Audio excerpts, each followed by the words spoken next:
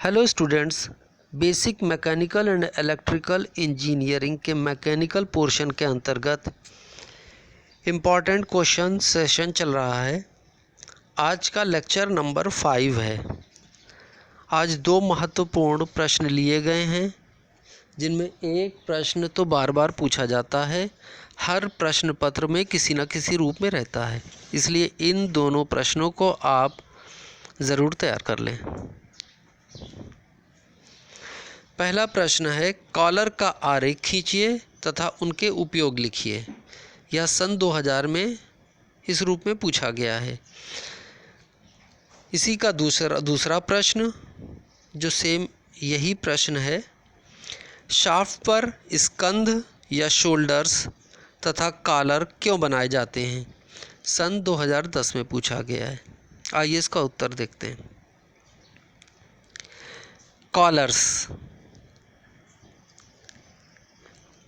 Callers shaft पर एक उभरी हुई आकृति होती है।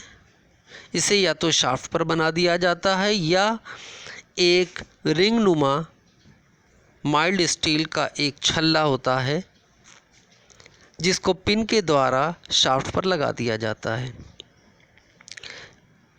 कॉलर्स का प्रयोग, इनका प्रयोग शाफ्ट की एक्सियल स्लाइडिंग को रोकने के लिए किया जाता है। यह छल्ले के आकार का होता है। जब शाफ्ट बियरिंग में घूम रही होती है तो उसमें कभी कभी एक्सियल लोड भी लगता है, जिससे वह अक्षीय दिशा में घूम सकती है।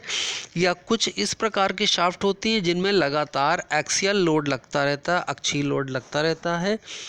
इस लोड को सहन करने के लिए तथा शाफ्ट को खिसकने से रोकने के लिए या तो शाफ्ट के ऊपर ही कॉलर बना दिए जाते हैं या फिर एक धातु के छल्ले के आकृति का माइल्ड स्टील का एक पीस तैयार किया जाता है, जिसका बोर शाफ्ट के बोर के बराबर होता है और इस पर एक पिन लगाने के लिए होल कर दिया जाता है।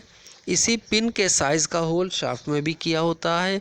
इसमें टेपर पिन फंसाकर इसको शाफ्ट पर चढ़ाकर इसमें टेपर पिन फंसा दिया जाता है, जिससे यह शाफ्ट पर जकड़ लेता है। जब शाफ्ट चलती है तो यह बियरिंग के साइड में रगड़ खाता हुआ चलता है। यूजेज,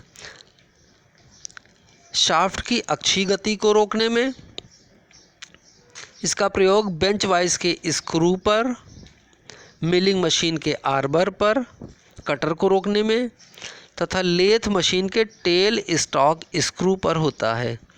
कभी कभी दो शाफ्टों को जोड़ने में भी कॉलर का प्रयोग कर लिया जाता है, परंतु यह दो शाफ्टों को जोड़ने की एक अच्छी युक्ति नहीं होती। दो शाफ्टों को जोड़ने के लिए जनरली कपलिंग का प्रयोग किया जाता है।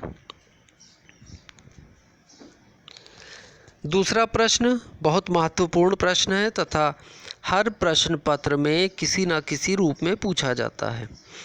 प्रश्न है, विभिन्न प्रकार के क्रैंकों का चित्र बनाइए। इसे सन 2004 तथा 2005 में पूछा गया है। इसी का दूसरा प्रश्न, क्रैंक कितने प्रकार के होते हैं, प्रत्येक के विषय में संक्षिप्त विवरण दीजिए। इसे 2007 में पूछा गया है। इसी प्रकार इस तरह का एक और प्रश्न बनता है कि क्रैंक को किस प्रकार से बनाया जाता है तथा किसी एक क्रैंक का चित्र मांग लिया जाता है।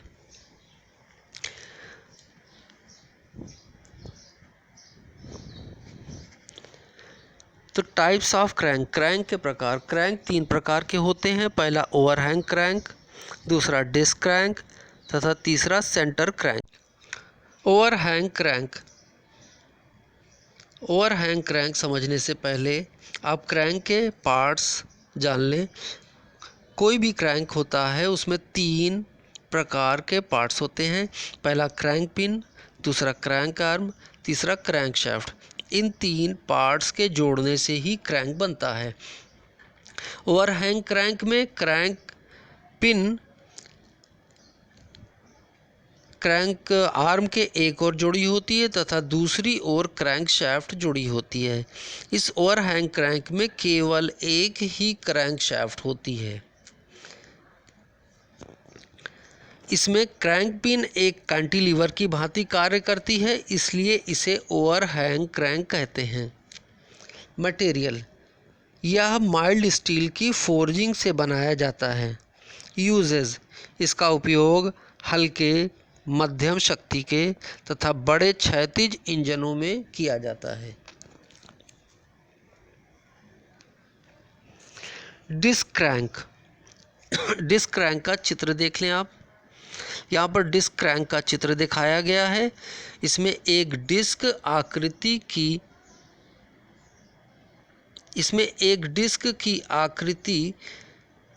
एक चकती क्रैंक शाफ्ट पर लगी होती है और इस डिस्क के एक किनारे पर क्रैंक आर्म लगी होती है।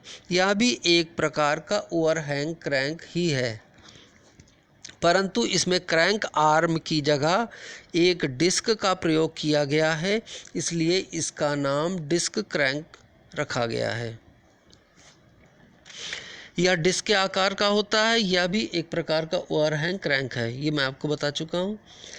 परंतु ओवरहैंग क्रैंक बैलेंस नहीं होता, जबकि डिस्क क्रैंक को बैलेंस किया जाता है। इसमें आप यदि क्रैंक पिन के दूसरी ओर देखें तो क्रैंक पिन के दूसरी ओर इस डिस्क पर कुछ एक्स्ट्रा मटेरियल रखकर या लगाकर इसको बैलेंस किया गया है। जब क्रैंक चलता है तब पिन के दूसरे ओर भी बराबर का मास लगा होने के कारण यह झटका नहीं खाता और बैलेंस होकर घूमता रहता है।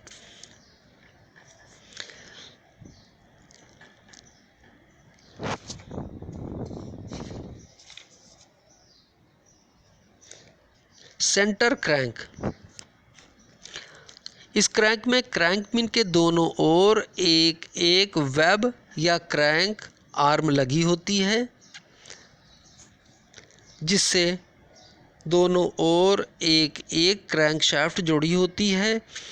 दोनों क्रैंक शाफ्ट बियरिंग पर चलती है। इस प्रकार यह क्रैंक शाफ्ट काफ़ी अच्छे प्रकार से कार्य करता है और इसमें टूट फूट कम होती है। इसका प्रयोग विभिन्न प्रकार के ऑटोमोबाइल इंजन्स में किया जाता है। Thank you.